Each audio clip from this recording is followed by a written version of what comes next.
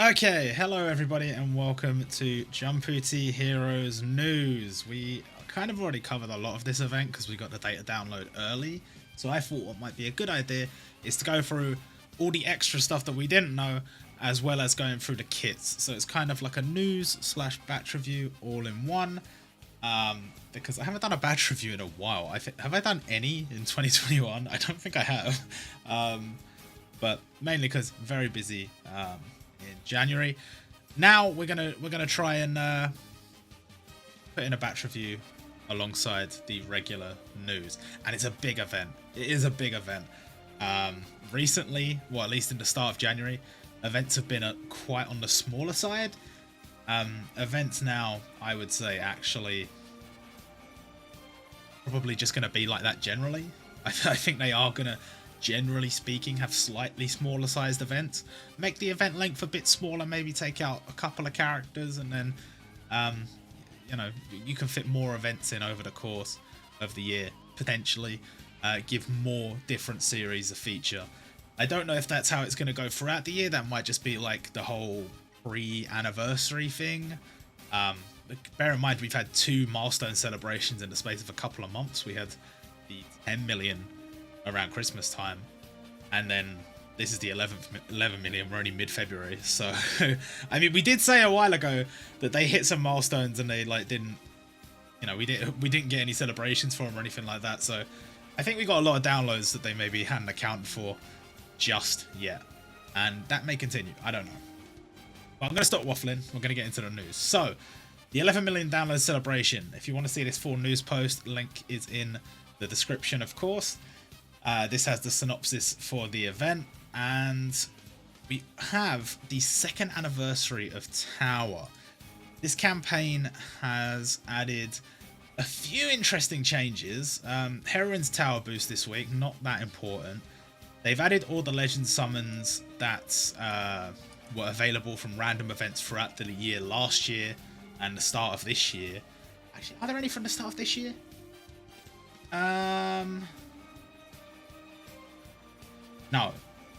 No, it's just the ones from last year.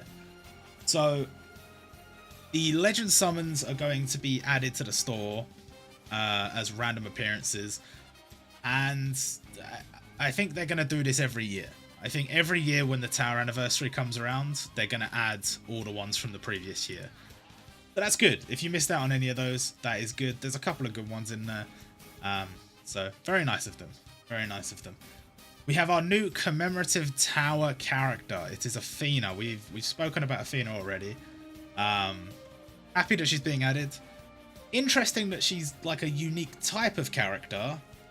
However, I would say the price is it's steep. It is very steep, and you know, again, that kind of adds to the fact that she's a unique character. You don't have any characters like this, and I think for a free-to-play unit, she has a very good kit. This is the only one we actually have on screen for you. The rest I'm going to read out for you from Discord, but she inflicts damage based on recovery. She has quite a high recovery stat, actually. Double check what it is. It's 2,909, because I mean, she is a healer after all. She's classified as a healer, and she does heal. 453% based on this unit's recovery. Recover 2,000 HP, 12k in tower, and for 3 turns boost this unit's ultimate attack damage by 17%. I think this has some real upside potential. I think the damage could actually be quite decent, plus you're getting the heal on top of that. In practice, I don't know how good it's going to be. It's kind of hard to say, but I do think there is a chance that she's pretty good. Bear in mind, it is going to cost you 154,000 medals to max her out, but I still think she's going to be good. Boosts her own recovery by 20%. Obviously, that is in lieu of the attack boost because she does damage based on recovery. And during turns 1 to 3 of the adventure, reduce the number of bubbles required to create a skill bubble for this unit by 2, which is, it's not bad. It's not.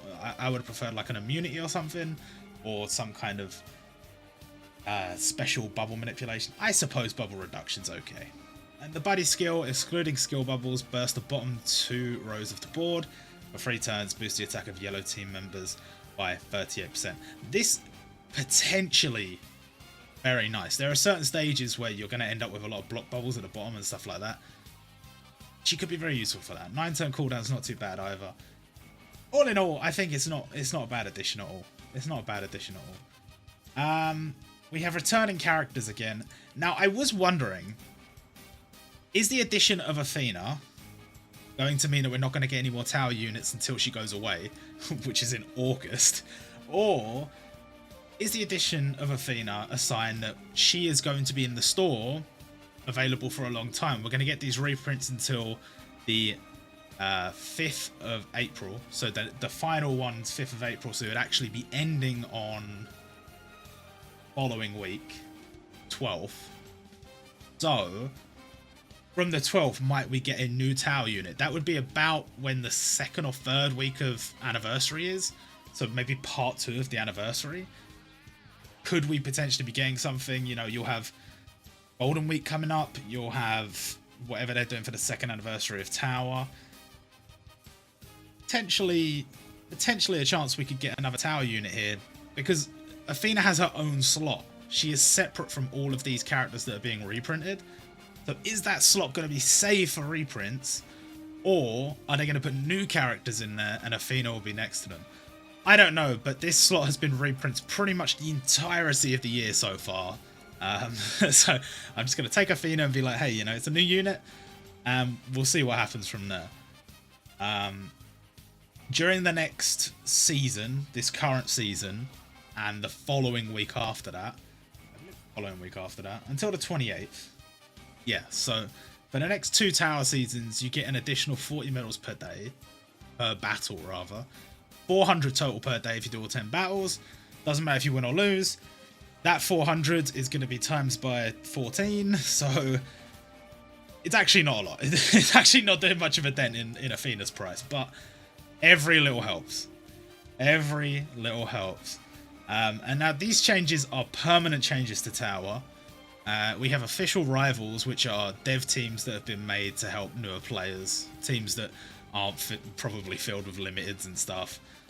Probably just to help you get some extra points if you're still new to the game, to try and reach floor 21. Demotions have been removed if you're on floors 1 to 24. You will only be demoted if you are on floor 25. So if you're on 24 at the end of the season, you're still on 24. If you're on 25, you'll be demoted to 24. Which I think is a fine change, because like, why would you demote somebody that's on like floor 5 or whatever? It's unnecessary.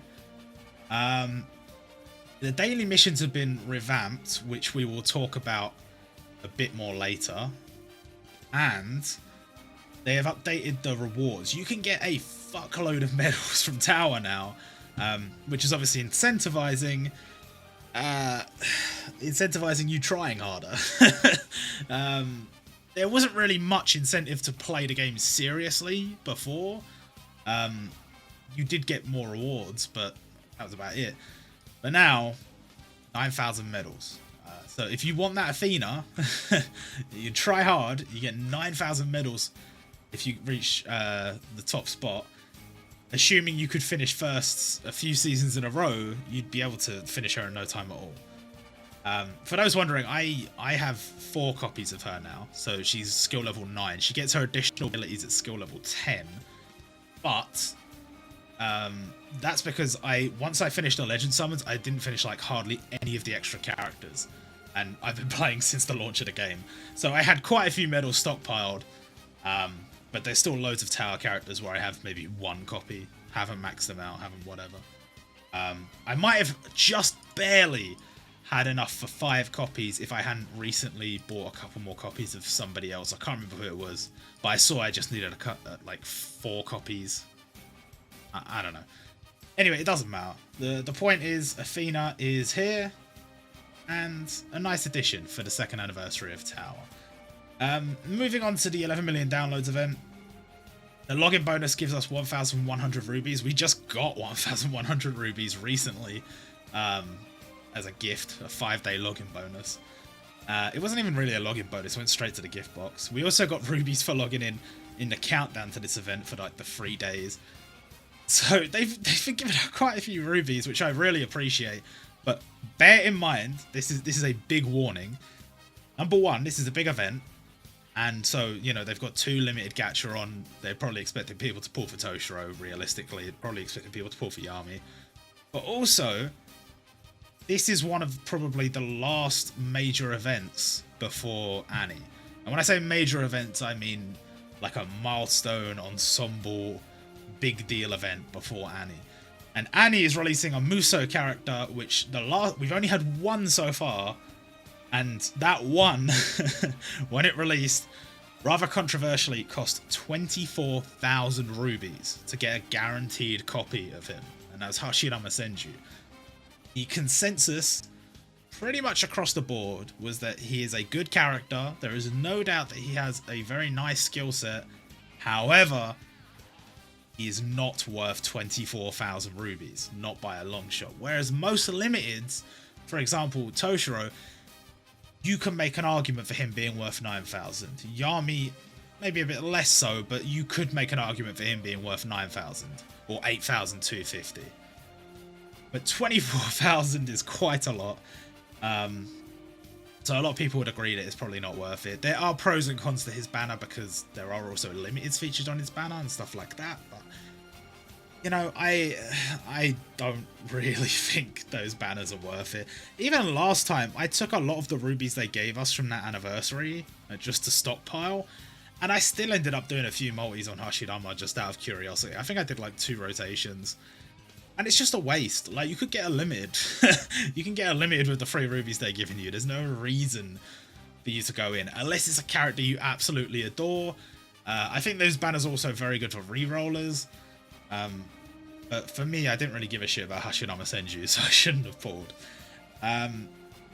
New daily missions. So this might seem a bit weird because it's 30 stamina, when normally during these events we'd get at least 50.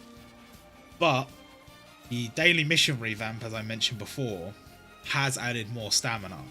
So players in general are going to have more stamina to work with.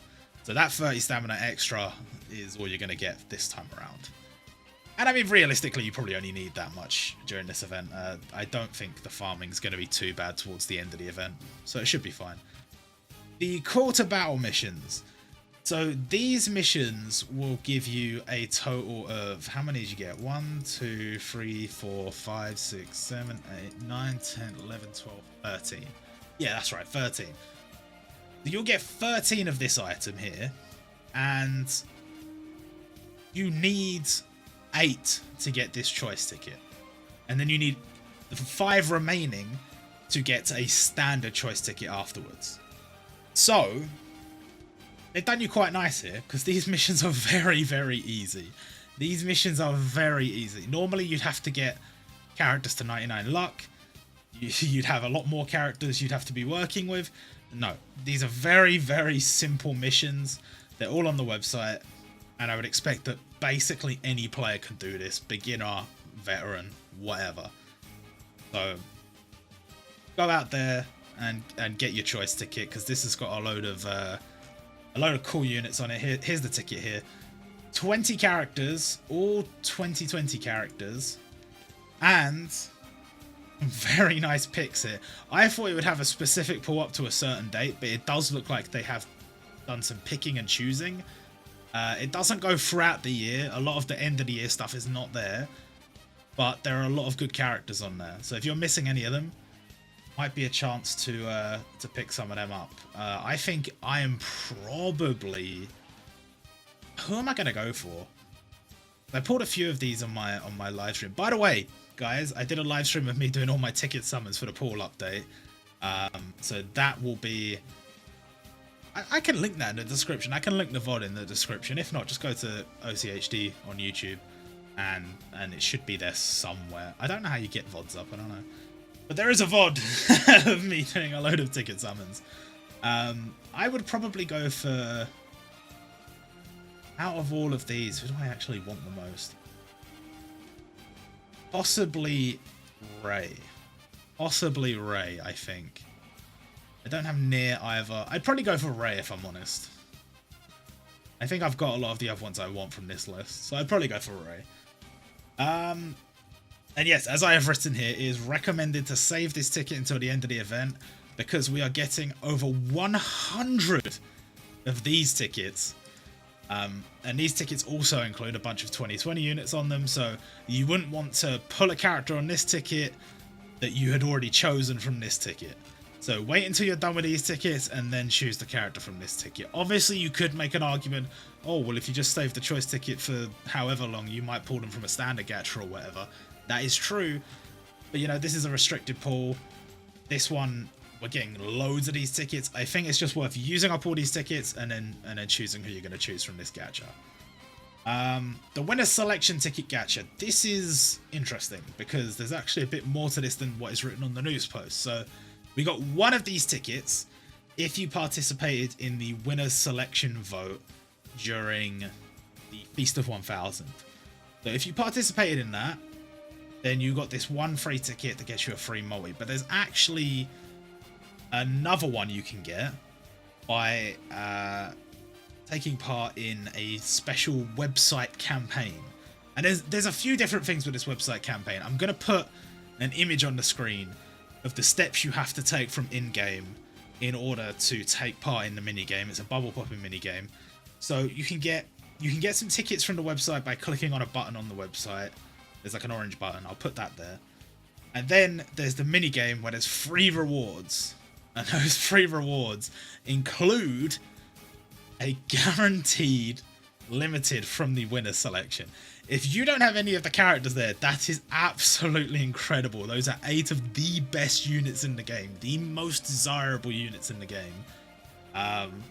You get one for free. You just get one for free. And there is a chance you can get one for free from this ticket and the other ones as well. So pretty nice. Pretty nice. I would say this is one of the most generous events we've had. I will link in a description to a little bit of a guide on how to do everything, like the tweets where I explain how you do everything, in case there's any confusion from this video, just to make sure that everybody can get these rewards, because they're really nice rewards. I wouldn't want anybody to miss out on these. And yeah, I mean, my Ruby count's looking a lot healthier since this event started, which is good because I am planning to go for Toshiro. That will either be on stream or in a video sometime next week. I think he releases on the 22nd or 23rd. Sometime next week, I don't know. But yeah, we'll definitely be going in for Toshiro. And maybe a couple of summons on for Dark Schneider, because I do want Dark Schneider. I just really don't give a shit about Toshiro. And Yami maybe could have tempted me, but I'm definitely going to be saving some rubies for Katekyo Hitman Reborn, which is the next event, so can't be going too hard. This event, Keiji's Daily Call to Battle, please make sure you do this every day. There are rubies from this event to 1,000 rubies, so make sure you clear this event every day.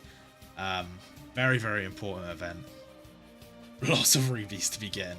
I'm a bit confused on it because it does seem like I got some rubies when I cleared it the first time, and there was also rubies from missions, so it might actually be more than 1,000. I'm not too sure, but either way, just make sure you clear the event. Just make sure you do it.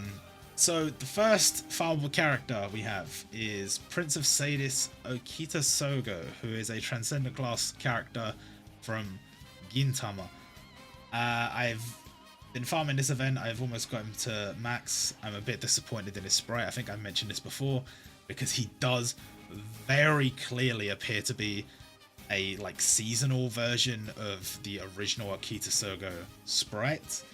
So just a costume, not a new sprite. And if you look at his special animation, it does look like he was going to be released for like a New Year event or something, and he just didn't get added. Don't know why, but you know, I guess decisions were made.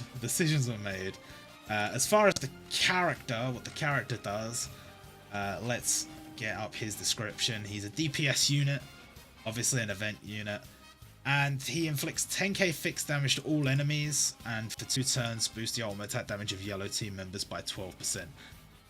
Potentially not awful for auto farming, because it is AoE damage and it is fixed damage. So if the enemy has damage reduction, if the enemy has barrier, if the enemy has guard, none of that shit's gonna matter because he has 10k fixed damage. So I think that could actually be really nice for auto farming some like weaker levels. So not bad for a Transcendent. Reduces freeze damage received for this unit by 250. I don't think that's necessarily going to be something you need on a Transcendent, but okay, freeze resistance. It's kind of rare, so that's good. And when your HP is 75% or less, boost this unit's ultimate attack damage. Oh no, not this unit. Yellow team members' ultimate attack damage by 5%. So he's actually got 2 buffs for ultimate attack damage for yellow team members. One on his ultimate attack and one on his passive. Not too bad. Like almost like a proper frontline support. For a Transcendent, I genuinely think that's an alright kit. The support convert 9 heart bubbles to red. And for 5 turns, boost the normal attack damage of yellow team members by 60%. Again, for a Transcendent, really not a shabby support at all. Got a bit of bubble control and normal attack damage boost. 60% is not shabby either. So, as far as the Transcendent goes, I think he's actually quite good. But, not a fan of the sprite. Still not a fan of the sprite. Apparently he's got a special interaction with Hijikata Toshido. I don't have him, so I'm not going to see that. Next up we have Veto from Black Clover, obviously countered by Yami. And Veto, let me see what he does. He is a tank unit. Inflict 110% of this unit's max HP as damage to 1 enemy. And for 2 turns, reduce damage received for this unit by 1400. So he's probably going to do half decent damage as a front line. And he gives himself a bit of damage reduction, which is nice. Not too dissimilar from Shishio Tsukasa's kit, but obviously a free-to-play version. Not awful. Not awful. Reduce the number of buddy seal by buddy skill seal for this unit by 1. Obviously, we hate buddy skill seal, so that's a nice little resistance there. And boost this unit's ultimate attack damage by 16%. Pretty standard passive, but it's not a bad passive. His support, convert 5 random bubbles to yellow, and for 1 turn boost the appearance rate of yellow bubbles by a large amount. We had another character with this support, I can't remember who it was. It was another ultimate class, it might have been Momo, or who was in the event before? Oga, possibly? I'm not too sure, but I think it was Momo. I think she did it for blue. I'm not sure, but it's a good support. It is a very usable support because you're not only getting bubble control, you're also getting the rate up. Note it says by a large amount. It doesn't always say that. I've never really tested what difference it makes between large amount and standard amount. It does feel like large amount is like quite significantly larger. But I've not really looked into the specifics of it, so I don't know. Your experience may vary, but no, he's a nice little unit. He really is a nice little unit, and you're probably going to hear that a lot from me this event. Next up, we have Kalsu from Bastards. Or Bastard content is very much appreciated. It's a series that has not got much from launch, and I think they are, I've said this before, they're going back and they're looking at characters who maybe the version 1 sprites looking a bit older, maybe the animations are looking a bit older, and they're just going, okay, we'll give them a little bit. We'll give them a new protagonist, new version of protagonist, and then one other event. They've done that for a few different series, and I wouldn't be surprised to see them continue that. And like, if you look at some of the launch series, where we've only got one version of the protagonist, or some of the series from 2018 where we've only got one version of the protagonist, I would not be surprised to see them revisit those series. Maybe not to a large extent, maybe not a full feature festival, but stuff like this, like one character on one event. They did it for Roku Danashi Blues just recently, and it's a very similar situation to Bastard, so could be more of a common thing going forward this year, who knows. Anyway, Kalsu. What does Kalsu do? Let's take a look. Kalsu is a special class unit. Inflict 300% damage to 1 enemy, and for 3 turns, freeze this enemy. The freeze starts at 1,000 damage, and every turn after add an additional 6,000 damage. The damage works out being pretty decent for a Transcendent in terms of freeze damage. I think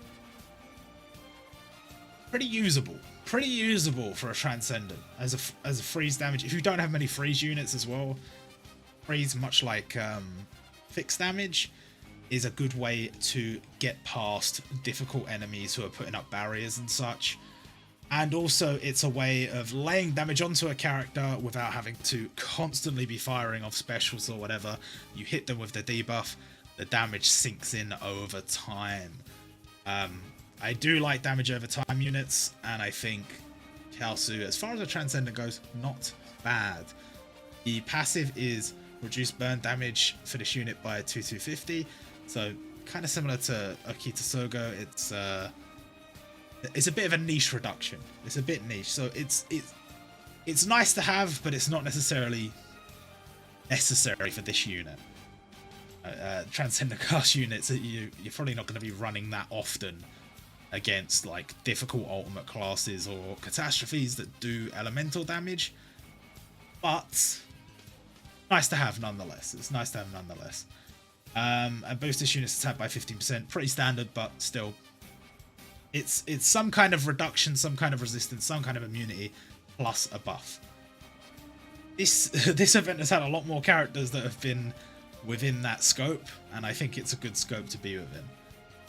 The support, for 3 turns boost the attack of blue team members by 20%, for 3 turns boost the attack of DPS class team members by 18%, and for 3 turns recover 880 HP at the end of each turn. It's not a bad support. The one thing I would say is, it's very similar to Kinro from Dr. Stone, and Kinro's is just better. it's just better. Which is a little bit strange. It's a little bit strange. Mainly because this unit's coming out later, and there's less recovery there, and the cooldown's longer. I don't remember the exact differences in the percentages, but it's a bit strange. The only thing I can think is they think giving attack up to DPS is more... it gives the skill more influence than giving attack up to, I think, Kinro does special class. But either way, a bit of a strange one. He could get buffed later. I don't know. It's still not a bad support. Probably not one I'll use much, but not bad. Not bad. Moving on. We have Carrot.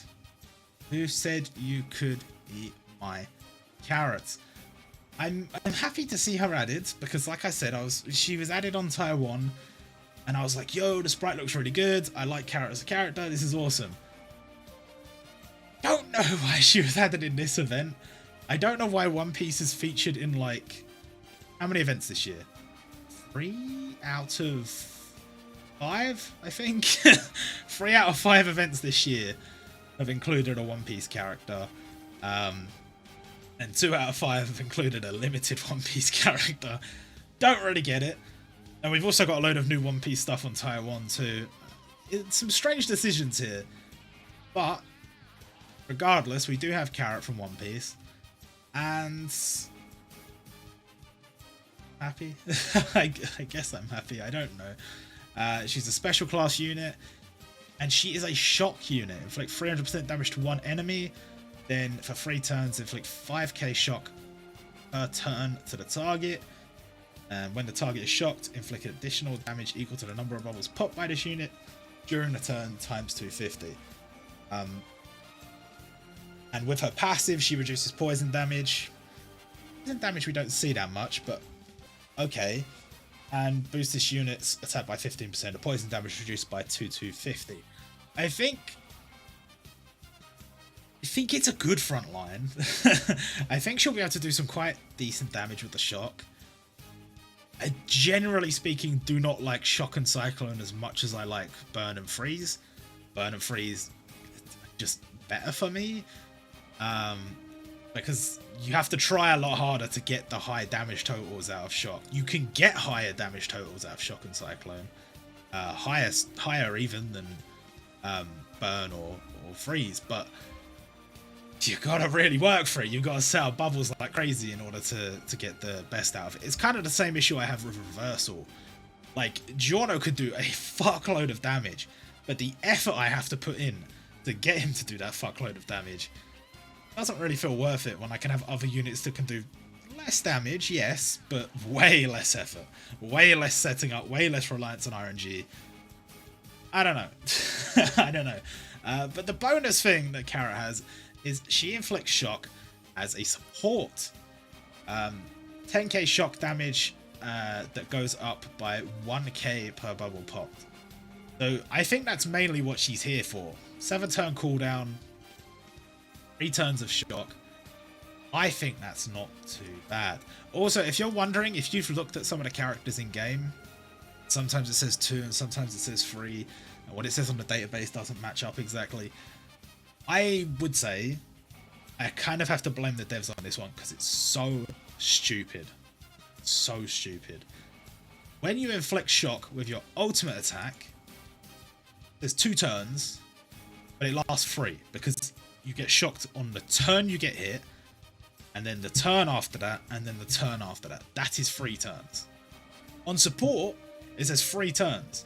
You get shocked on the turn you get hit, the turn after that, and the turn after that. That is 3 turns. So if they're exactly the same, why does one say 2 turns in game, and the other one says 3 turns in game? They work exactly the same. It's a pet peeve I have, if I'm honest. If you've used these elemental units, if you're familiar with, say, Tanjiro or, you know, Killua, someone like that, you'll know what I'm talking about. I don't understand it. I don't understand it at all. If at any point what's on the database doesn't match up with the skills in game, just let me know. If I'm talking about what the actual skills do, not what's written in game. But yeah, as far as the way they write the skills, I can't read Japanese, obviously. But what I can read clearly says 2 turns. It clearly says 2 turns. Even somebody that can't read Japanese could easily see the number 2 turns. So I don't know why they've done it like that, but we move. we move. So moving on from Kara, we have the new Shishio Makoto. Mixed feelings about this one. I do like Rurouni Kenshin. I think Shishio is a really cool character. Maybe this is a waste to me. Maybe this is a waste. If you make this version of Shishio a Genkai battle, a challenge stage, a standard gacha, a limited gacha, whatever, I'm on board. But I guess they thought the sprite wasn't different enough to justify that, so they therefore made another Catastrophe Shishio that is also red. I mean, sure, it makes sense for him to be red, but this is so dumb. This is so dumb. I don't really understand it. The aura looks better. The costume looks better. I don't dislike the unit. I just think it feels way too similar to the original Shishio. So, a weird choice for me, but there you go. Devs can do what they want, I suppose. He's a DPS unit. Inflicts 330% damage to one enemy and burns the enemy for 2 turns. Burn starting at 2,500 damage, and every turn after, adding an additional 15k. That's not some bad burn. That is not bad. Obviously, he is Catastrophe class compared to the other elementals we've looked at today who have not been that high a difficulty. So you'd expect his to be a little bit higher. He's not bad at all. Not bad at all. His passive reduces the number of buddy skill by buddy skill seal for him by 1, which is good. And during turns 4 of the adventure, boosts this unit's attack by 24%. Not a fan of that. Really not a fan of that. If you wanted to give him a buff, there's no reason for it to lock between turns 4 and 8 because other characters in this event aren't. I don't get it, but they do that every so often. They just lock it behind a turn count. I don't understand. His support for 1 turn boosts the attack of red team members by 50%, and for 2 turns inflict 20% weakening to this unit's body. Now that I think about it, this might have been Momo's skill, and Kalsu might have taken somebody, or whoever I was looking at just now, might have taken somebody else's skill. I'm not sure. Oh yeah, Veto. Who did Veto take the skill from? You know, it doesn't matter. The point is, this is another nice little support. 50% boost at the start of the game would have been gacha tier. Now that is free to play tier. That's crazy. I know he does inflict weakening to yourself, but there's a number of ways you can use that to your advantage. Number one, if you're using this on a character that has weakening reduction, because it doesn't weaken your whole team, it just weakens that one character. If they have weakening reduction, 2-turn weakening reduction, or immunity, then you get by just fine. And if you're playing on a stage where they're going to inflict very high numbers of weakening, being hit by this 20% weakening might actually be helpful. If you're hit by like 50% weakening, that will be overwritten by this 20%. I think that's how it works anyway. Doesn't really matter. The point is, potentially very useful. You could always just tough out the 20% weakening as well. So, quite nice. Not one I'll be using that much, I don't think. Because nowadays I don't really use mono backup, except for sometimes when you're bursting, I suppose. But it's actually quite good for bursting, so yeah, maybe I will use it. I don't know. But Shishio is quite a nice unit, I think. Again, quite a nice unit. But here we have, I would argue, the best free-to-play unit in this event. Which makes sense because he's a Unity battle character, the first Unity battle character of 2021. And Keiji is awesome. Keiji is awesome. You could also argue that Athena is maybe better, but that's another debate entirely, because Athena is way more expensive than Keiji is going to be. He's a DPS unit. He inflicts 430% damage to one enemy, and if the enemy is DPS class, inflicts an additional 50% damage and removes one ultimate attack damage up from all enemies. Now, the remove ultimate attack damage up is obviously very specifically a PvP skill, and his attack damage is going to be quite high against DPS units, 480% damage to DPS units. But it gets better. During turns 2 to 6 of this adventure, guard 11% of all damage received for this unit. Normally do not like the turn restrictions, but 11% guard is quite nice, and it's for a total of 4 turns, so we'll take it. And if the opponent is DPS class, boost this unit's damage dealt by 35%. That is not attack up, that is not normal attack up, that is not ultimate attack damage up, that is damage dealt. All damage dealt by this unit boosted by 35% against DPS class. Going to shred DPS units. That is crazy. The remove ultimate attack damage up, I'm personally not a huge fan of. I think, yes, it is very potentially useful in PvP. I mean, he might see a lot of use in PvP. I'm not very well versed on the PvP meta. You might very well be able to use him in PvP. However, for me, just finding a yellow DPS boss and being like, fuck it, throw Keiji in, let's do some absolute mad damage. That's going to be fun. I've got enough Soldier Soul saved up. I'm going to max this man. It is going to be very fun. His support. This is another very good support. For 3 turns, inflict 15k cyclone damage. And inflict additional damage each turn equal to the number of bubbles popped times 1100. 7-turn cooldown. That is a crazy support. That is a crazy support. And the amount of, like, afflictions you can give characters now. Like, if you went into a stage with, like, all damage over time front lines, Toshiro and Tanjiro and Zenitsu and all of these, and then on your supports you had characters like Keiji, characters like Carrot, characters like Rengoku, you can just destroy characters. I'm really excited to try some of these. I don't know how it's going to work out with, because Shock and Cyclone are not quite as easy to do those strats with, but bear in mind, if you're using characters like Zenitsu, Tanjiro and Toshiro already, your board control is going to be very strong. So you might just be able to spray bubbles, keep getting your Legend Summon ready, keep doing loads of Cyclone, Shock, Burn and Freeze damage. You could do some absolute madness with these characters. I'm very excited by Keiji. Keiji and Athena are definitely the units that interest me most, but I don't think any of the free-to-play units are particularly bad. I think they're all pretty damn good. Next up, we have our first limited Yami Sukihiro, Sharpened Blade. It's an interesting one. It's an interesting one.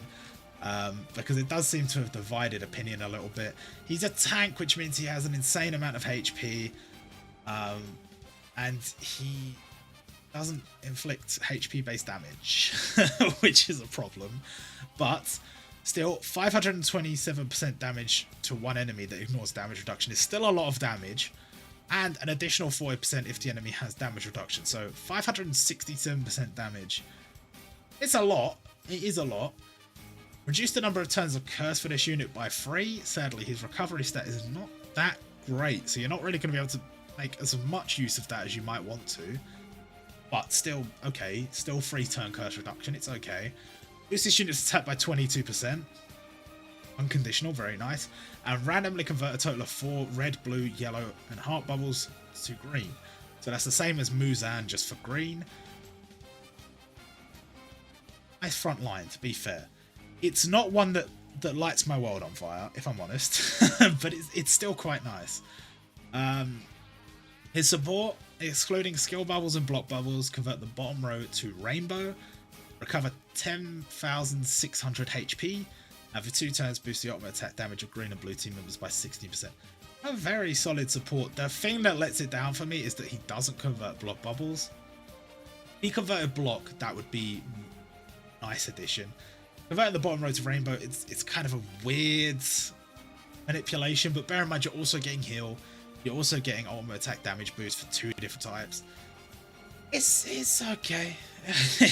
It's okay. Limiteds just have such good skills nowadays. It's hard to say. It's hard to say he's bad. It's just that some of the others are so good. So good. And we're going to be talking about a unit that is so good. This guy is up there. This guy is up there. He might not be optimal for a lot of the bullshit that some other people like to do, but for what I like to do, this is the guy. This is the guy. He is the blue equivalent to Dance of the Fire God Tanjiro Kamado, which if you know what that unit does, you will understand why I am so excited. He's a DPS unit. He inflicts 500% damage to one enemy, and for 3 turns, freezes the enemy. The freeze starts at 15,200, and every turn after add an additional 4,800 damage. The damage is very similar to Tanjiro's. It's very, very similar. The numbers are slightly different, but it works out very, very similar to Tanjiro's. The passive reduces burn damage by 4,350, which on a limited is really nice because any stage that has burn, he's going to be your go-to. And boost this unit's attack by 16% unconditional. Before this unit's turn, convert 1 green heart and block bubble to rainbow. This guy's good. This guy is good. I'm going to have so much fun with him. I was saying before how much you can mess about. Damage over time, you can just spray. You can just spray the damage over time. He's going to be able to do that. He's going to be able to do that. I am going to have a lot of fun testing him out. I am 100% going for him. Even if I have to go all 9 multis, I'm 100% going for him. But we're not done. The support. Convert a random bubble to a skill bubble and boost the blast radius by 1. Convert a total of 4 red, green, yellow, and heart bubbles to blue. And for 1 turn, guard 23% of all damage received for blue team members. Incredible support. Incredible support. If I'm not mistaken, this man has kind of done Yuno a bit dirty, because Yuno didn't get the golden passive that Tanjiro and Zenitsu had. Toshiro did. So Yuno kind of got fucked over there. But then Yuno, to make up for that, had an incredible support. And now Toshiro also has that support. So for me, this guy is so good. So good. The only thing you would say is with a support like that, you might need to bring along like a Crollo to use the copy on, because it would be very rare I would not be using him as a front line. Very rare. In my blue team, it'd be very rare not to be using him as a front line.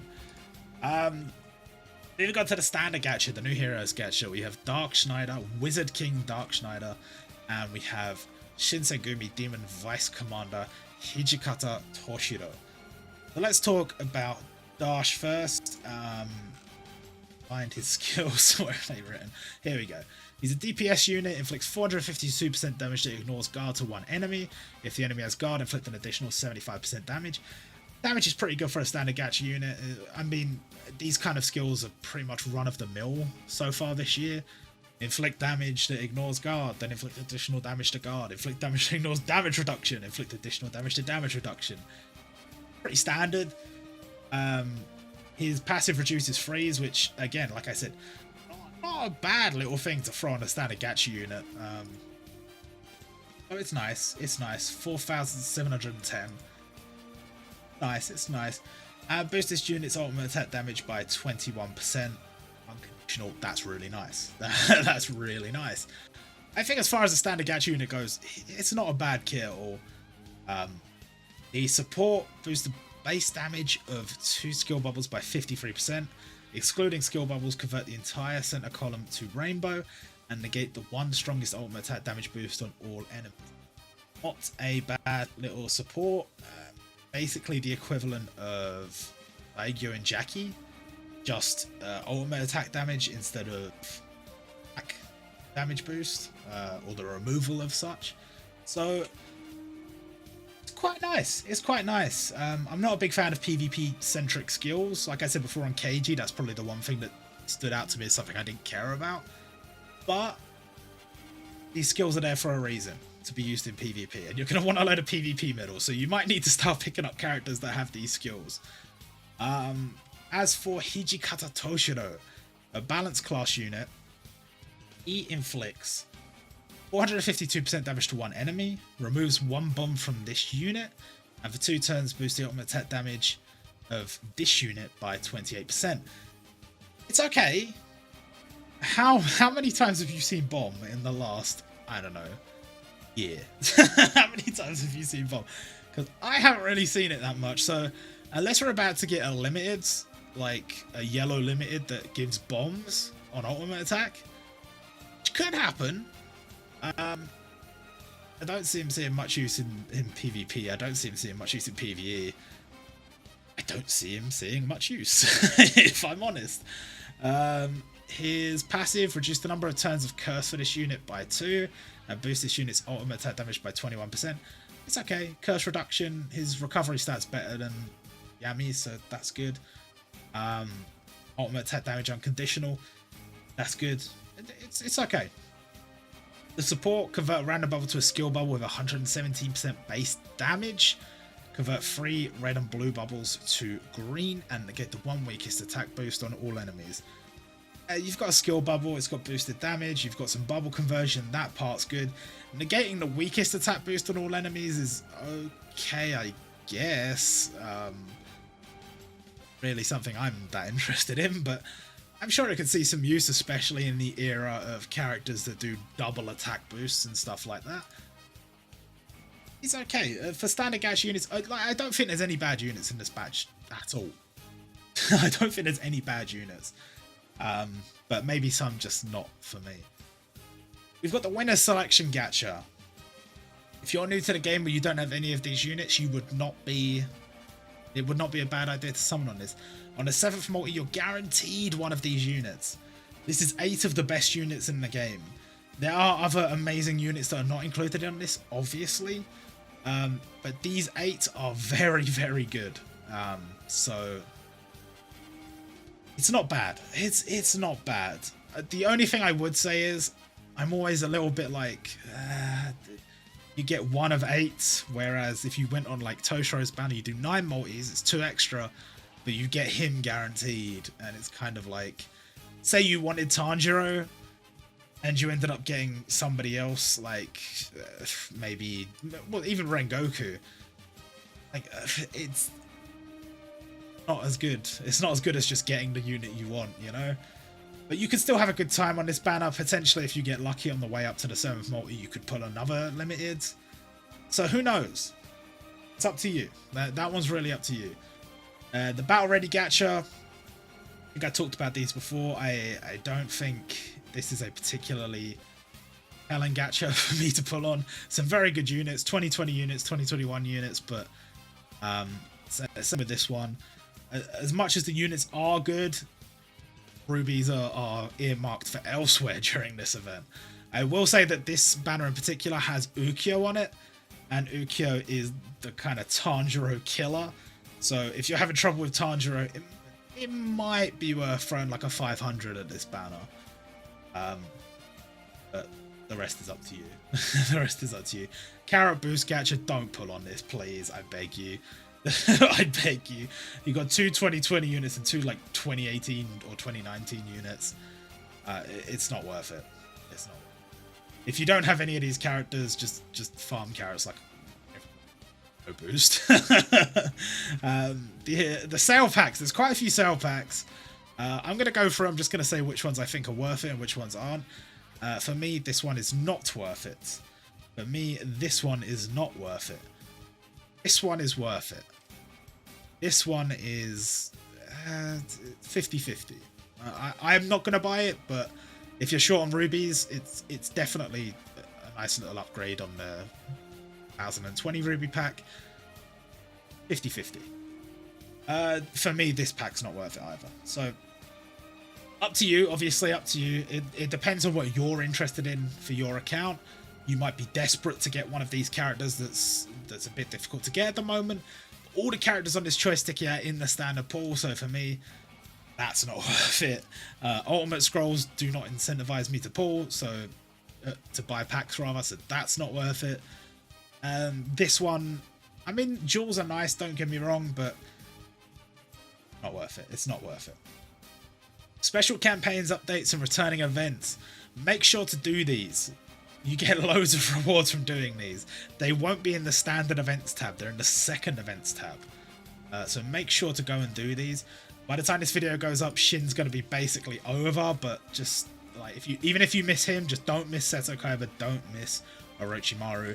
Loads of rewards there to be had. So just make sure you do it. Make sure you do it. All the book and gold and Jump Soul dungeons are all going to be open, all double drop rate for the entirety of this event. Get to work. Get to work. New daily missions. These missions are a marked upgrade. I actually need to double check this because one of these I cleared without doing the stage. So I think I might have got one of these top two wrong. All the rest are correct though. Level up a character, 150,000 coins. Clear 5 adventures, 50 stamina. By challenging tower once, you clear those two missions, so that's nice. Challenge tower 3 times for a jewel fragment. Challenge a hidden team 1 time, 150 battle medals. And then friend points, rubies. All you have to do is like these ones. If you're not short on coins, I would just recommend making sure you get these ones done. In fact, you don't even really need to win in tower. You don't even need to win in tower, but just get...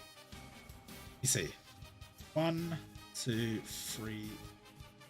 Get those 5 missions done 100% every day. Everything else you can miss, because this one will be automatically cleared when you clear those 5. So just make sure you do those 5 every day. You live a good life. You live a good life. Everybody got a box upgrade on the 10th. 100 extra character slots. An additional 300 available for purchase. Very nice. They have added continuation to Ultimate Class Adventures. You can now revive on Ultimate Class Adventures using rubies. Do not do this. It is stupid. It is a waste of money. Do not do it. Stamina boost for event reprints. All of these events are going to be coming back. I think they're all back already, actually. And they're all running until the 1st of March. So if you missed any of these characters, any of these events, you will now be able to do ×3 stamina runs on all of them for the first time ever. It's a nice way to clear them all. And if you've cleared all the other events that are currently on, you can go and farm droplets on these stages. So bear that in mind. And the gacha pool update that I mentioned before, which you can see here, there is a huge list of characters. One thing that surprised me going through this, I forgot how many Bleach characters we got last year. Like, all of these are Bleach. I know that doesn't seem like a lot, but that's like, what, 6 characters? I think the only other thing that got 6 characters was JoJo, and that's if you include Phantom Blood and Golden Wind as the same series, which they're not really.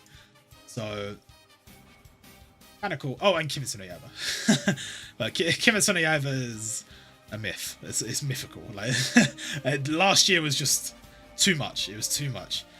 But yeah, so very nice characters added to the pool, all in the standard tickets that you can see here, and they should be available in all gacha as of right now. I'm not sure, I've not checked that, but I'm fairly certain they all got added to the standard pool.